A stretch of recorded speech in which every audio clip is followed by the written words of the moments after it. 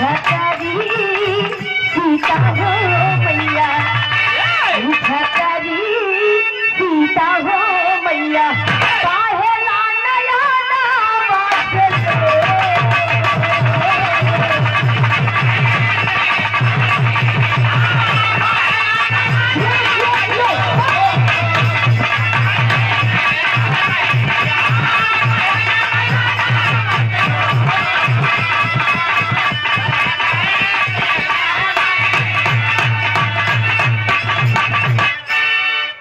आई 5 minute के लोकगीत बा। फिर उसके बाद अगली पंक्ति पे विराजमान विरहा जगत के बड़े ही सुंदर गायक कलाकार। सुंदर है भी।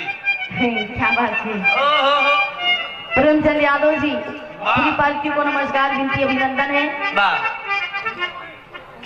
क्या बात है, सब बजा क्यों है।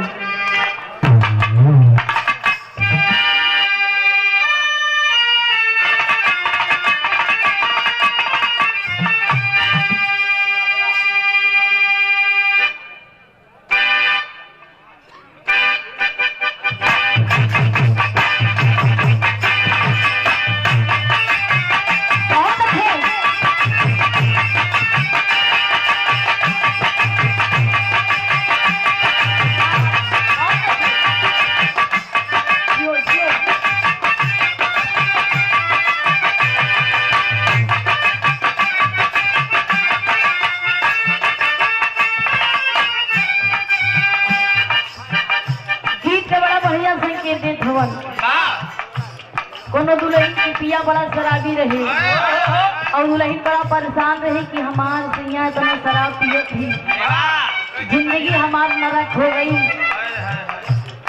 अपने सखी से बताए इतना रोवे कहे का कहे ये ला शराब गह जता दी,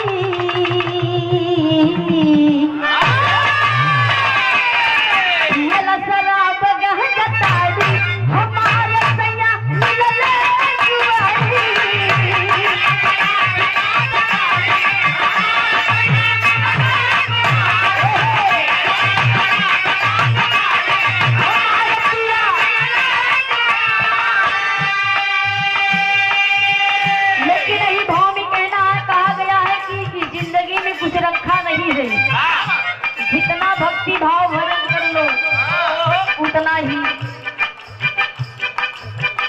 बहुत ही नाम कमा लिया। लेकिन कहना बाबा मैया या रसिया कहती यारी,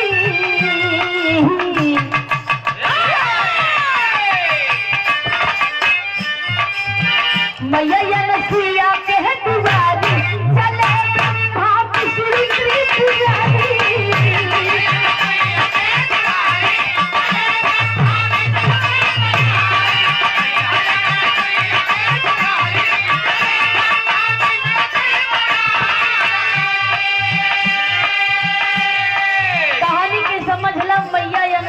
के दुआरी चले ब्रह्मा विष्णु त्रिपुरारी। ये उस समय की बात है, भगवान भोलेनाथ और सृष्टि के रचयिता ब्रह्मा और विष्णु जी, भगवान भोलेनाथ अपने पार्वती देवी से कहा कि हमें भोजन चाहिए। अब माई अनुसुईया भगवान के सच्ची पुजारी रहे, कहा हमें भोजन चाहिए।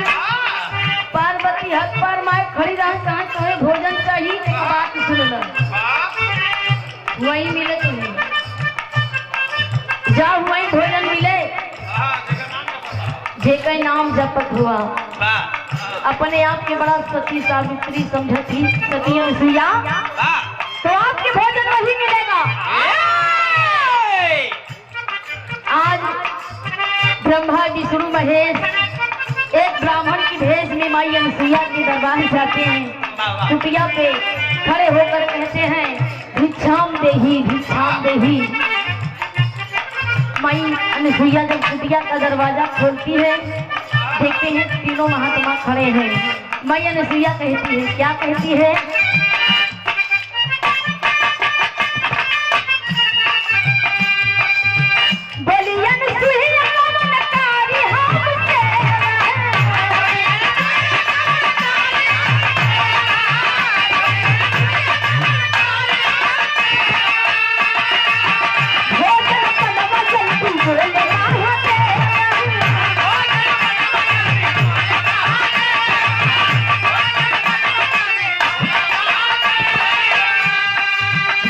बिना वस्त्र के बनावा जो बनाई,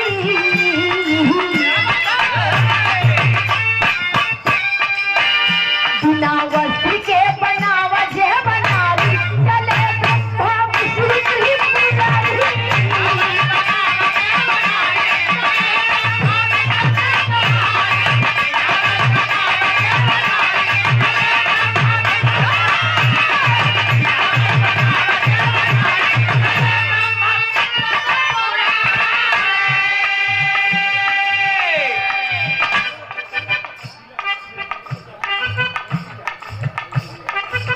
आदरणीय सम्मानित श्रीमान बड़े भैया रवि यादव, जिला पंचायत सदस्य वार्ड नंबर 36, मुगराबाद सापुर धरती से 251 रुपए दे के सम्मान करते भैया के बहुत बहुत प्रणाम बा, आशीर्वाद की कामना। एक स्वर में सब सकल पंच के नमस्कार बा।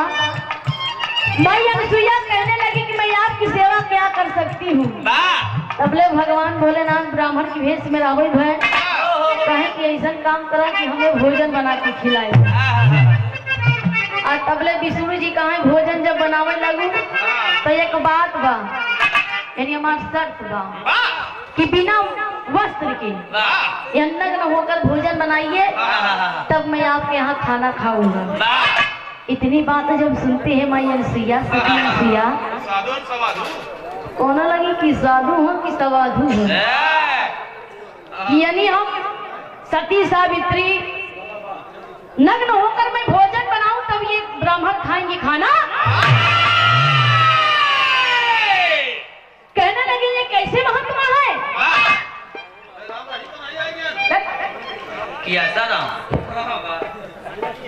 मैं नारायण साईं आई गए। कहने लगी ये कैसे महात्मा है। तीनों जने ऐसे खड़े हैं। मई सती अनसुईया कहने लगी कुछ मिनट का समय था, हम आवत ही तो हम भोजन बना के जरूर खिलाई। मई अनसुईया गई दीवार में चित्र बना के अपने पति के अत्र मुनि के से पूछने लगी कि ये कैसे महात्मा है।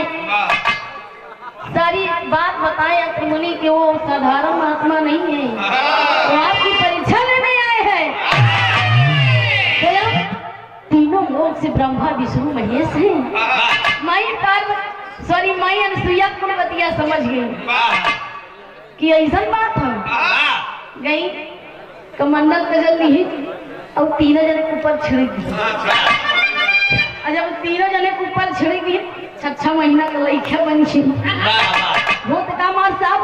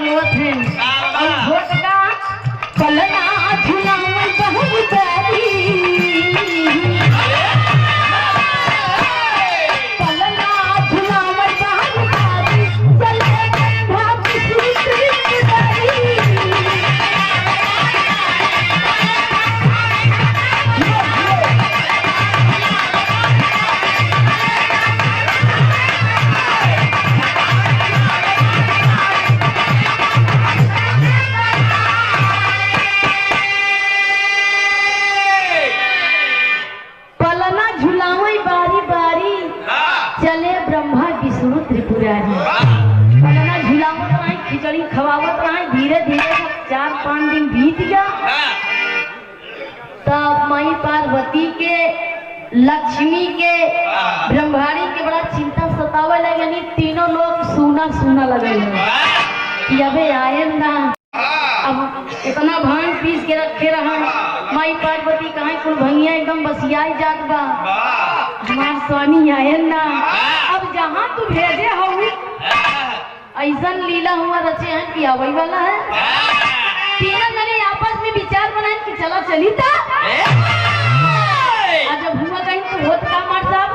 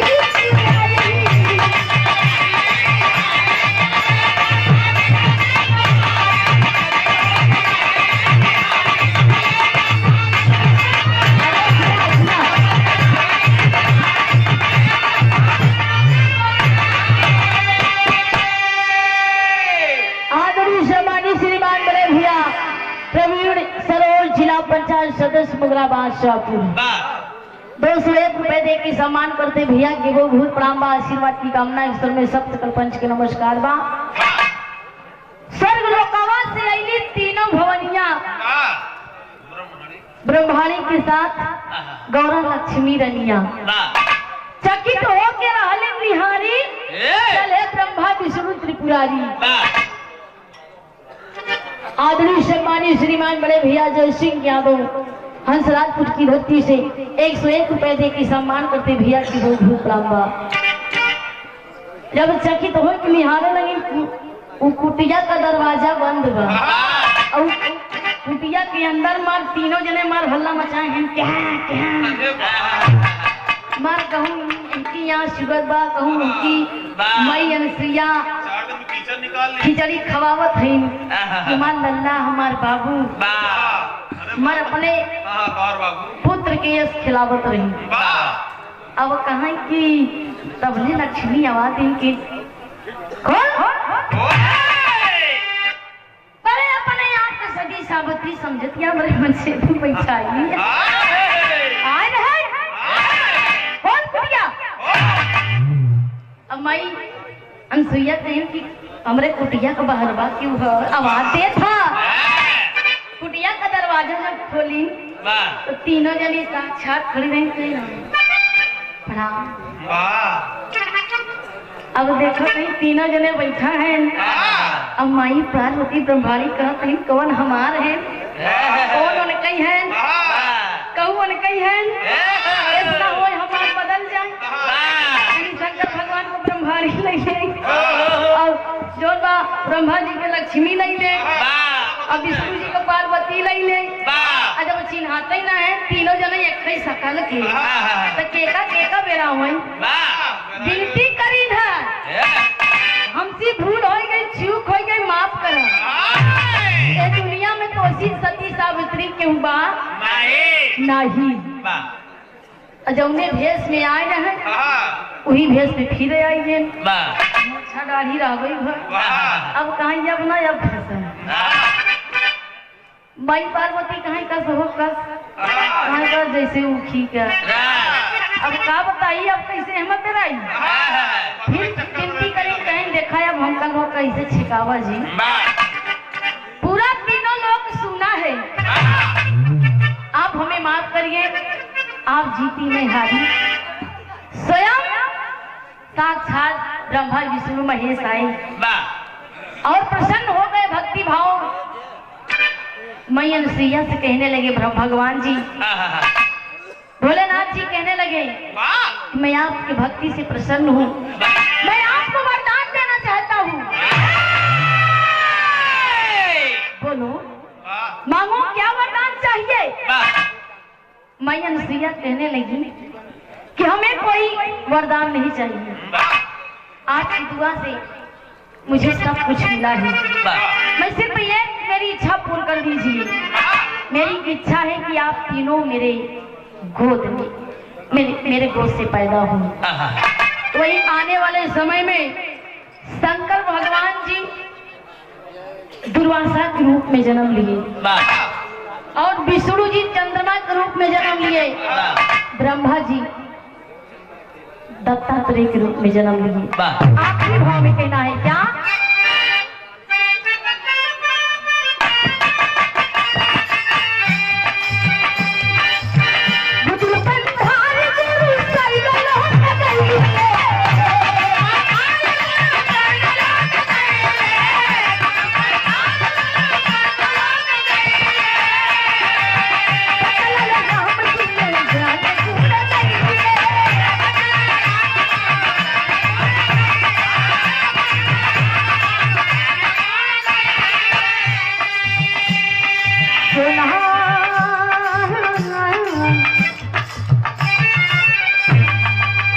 सोना कमल काट के लहिया दादी, सोना कमल काट के लहिया दादी, चले ब्रह्मा विष्णु त्रिपुरारी।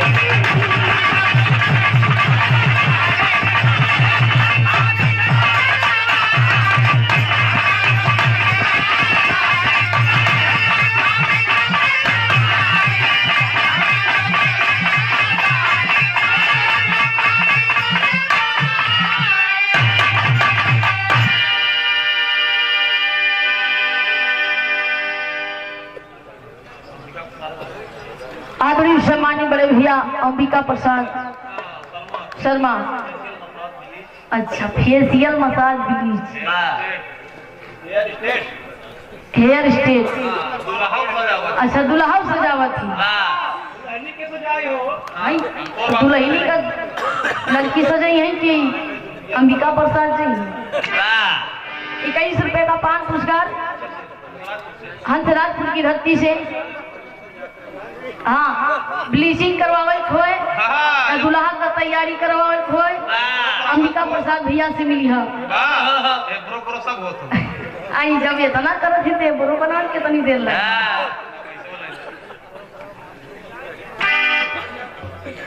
आप बड़े भैया डॉक्टर अजय सिंह यादव, स्थान समझपुर और निवास स्थान सिहुआडीह की धरती से सामने,